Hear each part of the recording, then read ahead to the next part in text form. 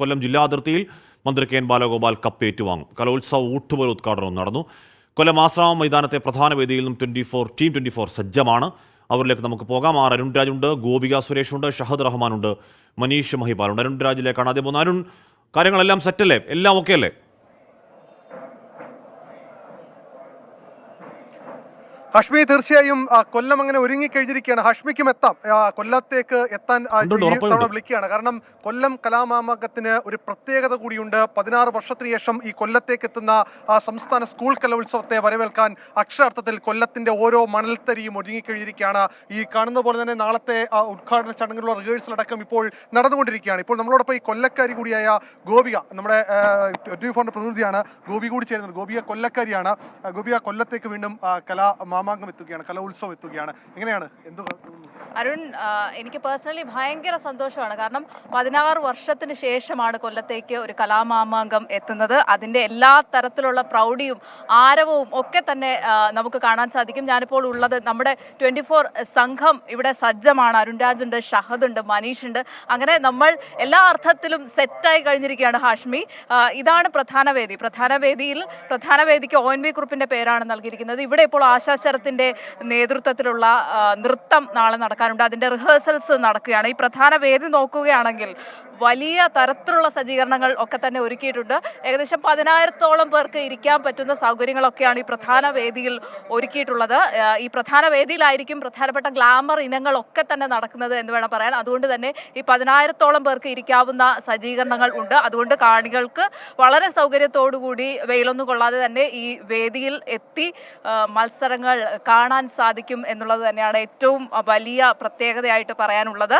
നാളെ രാവിലെ 10 മണിക്ക് മുഖ്യമന്ത്രി തിരിതെളിയിക്കുന്നതോടുകൂടി മത്സരങ്ങൾ തുടങ്ങും. പ്രധാന വേദിയിൽ മോഹിനിയാട്ട മത്സരം, ഹൈസ്കൂൾ വിദ്യാർത്ഥികളുടെ മോഹിനിയാട്ട മത്സരമാണ് പ്രധാന വേദിയിൽ ആദ്യം നടക്കുന്നത്. പിന്നീട് അങ്ങോട്ട് എല്ലാ തരത്തിലുള്ള ഗ്ലാമർ ഇനങ്ങളും ഈ പ്രധാന വേദിയിൽ നടക്കും. 60,000 ചതുരശ്ര അടി വിസ്തീർണത്തിലാണ് ഈ പ്രധാന വേദി ഒരുക്കിയിട്ടുള്ളത്. അതുകൊണ്ട് തന്നെ എല്ലാവർക്കും എല്ലാ തരത്തിലുള്ള സൗകര്യങ്ങളും ഒരുക്കിയിട്ടുണ്ട്. കഴിഞ്ഞ പ്രാവശ്യം നമ്മൾ കണ്ടതാണ്, ആതിഥേയരായ കോഴിക്കോട് വലിയ തരത്തിലാണ് കലോത്സവത്തെ ഏറ്റെടുത്തത്.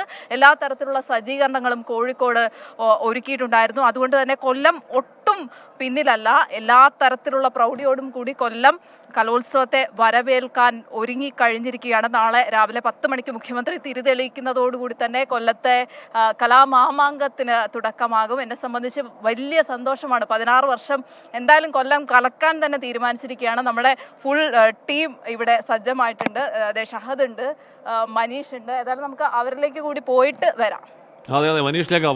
മനീഷ്, കൊല്ലമാണ് സാംസ്കാരിക സമ്പന്നമായ സ്ഥലമാണ്, അല്ലെങ്കിൽ തന്നെ വലിയ ചരിത്ര പൈതൃകവും സാംസ്കാരിക പൈതൃകവുമുള്ള സ്ഥലമാണ്. ആ സാംസ്കാരിക പൈതൃകത്തിൻ്റെ സ്ഥലത്തേക്ക് വലിയൊരു സാംസ്കാരികോത്സവം എത്തുമ്പോൾ ഇരട്ടി മധുരം എന്ന് ഉറപ്പായും പറയാം. എങ്ങനെയാണ് ഒരുക്കങ്ങൾ മനീഷ്?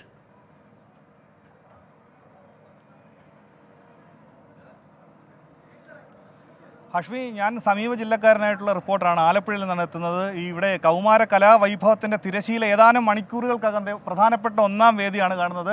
അതിൻ്റെ ഏറ്റവും പ്രധാനപ്പെട്ട ഒരു സവിശേഷത സാംസ്കാരിക പ്രതിഭകളുടെ പേരാണ് 24 വേദികൾക്ക് ഉള്ളതെന്നാണ്. ഈ വേദിയുടെ പ്രധാന വേദിയുടെ പേര് ONV സ്മൃതി എന്നാണ്. അത്തരത്തിൽ ഇപ്പോൾ നമുക്ക് നിലവിൽ കാണാൻ കഴിയുന്ന ഒഴിഞ്ഞ കസേരകളാണ് നിലവിൽ പരിശീലനം കാണാൻ വന്നത്. അവിടെ ദൂരെ നടക്കുന്നത് നാളെ ഉദ്ഘാടനത്തിലുള്ള നൃത്ത സംഗീത ശില്പശാലയുടെ പരിശീലനമാണ്. പക്ഷേ ഈ കസേരകളൊക്കെ തന്നെ ഒഴിഞ്ഞു കിടക്കും. പക്ഷേ ഈ നാളെ തൊട്ട് ഇന്ന് വൈകുന്നേരം തൊട്ട് കസേരകളൊക്കെ തന്നെ മുഴുവൻ ആളുകൾ നിറയും. അത്രത്തോളം കൊല്ലം നഗരം മുഴുവൻ അക്ഷരാർത്ഥത്തിൽ ഈ കലോത്സവത്തിൻ്റെ മൂഡിലേക്ക് മാറും. ഇനി നമുക്ക് ഏറെക്കുറെ കാര്യങ്ങളൊക്കെ തന്നെ ഗോപിക സുരേഷും അതുപോലെ തന്നെ അരുൺ രാജും പറഞ്ഞു. ഇനി നമുക്ക് ചില കാര്യങ്ങൾ ചോദിച്ചറിയാനുള്ളത് നമ്മുടെ ഈ 24-ൻ്റെ പ്രധാനമായിട്ടുള്ള കലോത്സവം സ്പെഷ്യലിസ്റ്റ് എന്നറിയപ്പെടുന്ന ഷഹദ് റഹ്മാനാണ്. അദ്ദേഹം ഒരുപാട് കലോത്സവങ്ങൾ റിപ്പോർട്ട് ചെയ്തിട്ടുള്ള പരിചയമുണ്ട്. എന്തൊക്കെയാണ് പുതിയ ഇനി എന്തൊക്കെയായിരിക്കും ഇവിടെ കൊല്ലം കലക്കും? കൊല്ലം കലക്കണമല്ലോ, സ്വാഭാവികമായിട്ടും കൊല്ലം കലക്കണം. അപ്പം എന്നെ സംബന്ധിച്ച് ഞാൻ ആദ്യമേ പറയാം, ഞാനും അരുണും തമ്മിലായിരിക്കും ഇത്തവണ ചിലപ്പം കോമ്പറ്റീഷൻ. കാരണം അരുൺ കൊല്ലത്തെ റിപ്പോർട്ടറാണ്, ഞാൻ കോഴിക്കോട് നിന്ന് വന്നതാണ്. കോഴിക്കോട് നിന്നാണ് ഇത്തവണ കപ്പ് കൊല്ലത്തേക്ക് വന്നിട്ടുള്ളത്. അപ്പോൾ ഞാൻ ആ കപ്പ് തിരിച്ചു കൊണ്ടുപോകാൻ വേണ്ടിയിട്ട് വന്നതാണ്.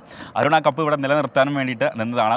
അരുണിനൊപ്പം ഗോപികയുണ്ട്, ബാക്കി ടീമും ഉണ്ട്. അപ്പോൾ നമുക്ക് ആരാണ് ഇത്തവണ കപ്പ് കൊണ്ടുപോകുക എന്നുള്ളത്. എന്തായാലും അല്പസമയത്തിനകം കപ്പ് ഇവിടെ എത്തും എന്നുള്ളതാണ് നമുക്ക് മനസ്സിലാക്കാൻ സാധിക്കുന്നത്.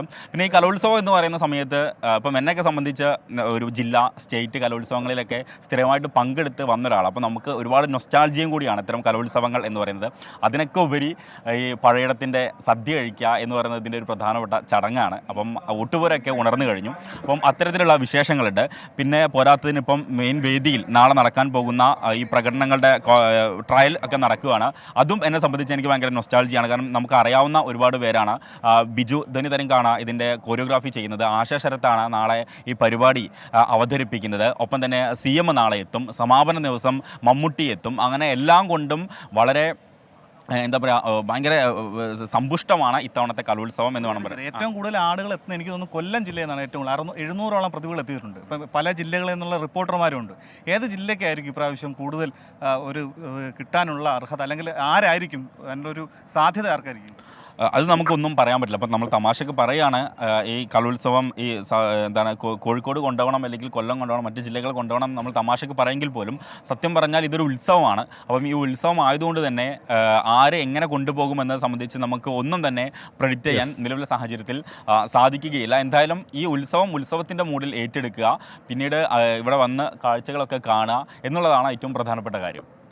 ഓക്കെ. അപ്പോൾ നമ്മുടെ കിടിലങ്ങൾ അവിടെ കൊല്ലത്തേക്ക് ഇറങ്ങിയിട്ടുണ്ട്. അപ്പോൾ ഇത്തവണ കലോത്സവം കിടിലമാവും. എന്തായാലും ഒരു പ്രേക്ഷകൻ ചോദിക്കുന്നുണ്ട്, അങ്ങോട്ട് വരുന്നുണ്ടോ ചോദിക്കുന്നു ഉണ്ടായിരുന്നു ഷെമി സുലൈമാൻ. ഉറപ്പായും അങ്ങോട്ടേക്ക് വരും. എന്തായാലും കലോത്സവത്തിന് എല്ലാവരും അങ്ങോട്ടേക്ക് പോയല്ലേ പറ്റൂ.